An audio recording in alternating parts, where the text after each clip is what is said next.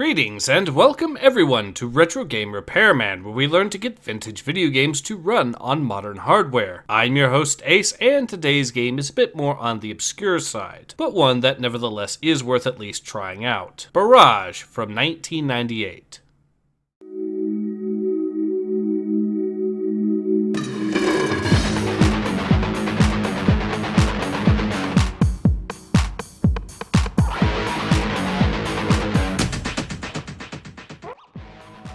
Barrage from 1998 is an obscure, but nevertheless fun, take on the 6 Degrees of Freedom subgenre that was popular at that time. You might also know it as the game that gave you unlimited nukes, in exactly one mission. It's never been considered a great game, but like I said, it is nevertheless a fun one, and is a good way to get started if you're relatively new to the 6 Degrees of Freedom subgenre, which is of course why it's unfortunate that the game doesn't like to run all that well out of the box on modern hardware, but of course we are here to fix that. Now for those curious, it's worth noting that I am testing these fixes on a physical copy of the game, using the Direct 3D option for the installation of the game. It's also worth noting that I am testing these fixes out on a Windows 10 64-bit, with 48GB of DDR4 RAM, an i7-6700K processor, and a GTX 980 Ti, and with all of that said, let's dive in. Now the first thing you'll want to do after installing the game is to download and extract DG Voodoo 2. Once this is done, you'll then want to go into the MS folder and then the x86 folder and copy the files shown here, and paste them into the SRC folder found within the game's directory. Once that's done, open up DG Voodoo 2 and configure as shown here. The game should now run, though there are some troubleshooting tips I should provide here. For a start, if your game is having trouble configuring options within the option menu and having those options saved, what you'll want to do is run barrage.exe in admin mode. Additionally, I would advise against changing the game's resolution via the options menu within the game, as this can and will cause crashes. Instead, utilize DG Voodoo 2 to accomplish that task. Finally, it's very likely that the in-game soundtrack won't be playing. Unfortunately, there's no particular easy way to fix this within the game itself, but fortunately there is a very easy workaround, as you can simply use VLC Media to run the game's soundtrack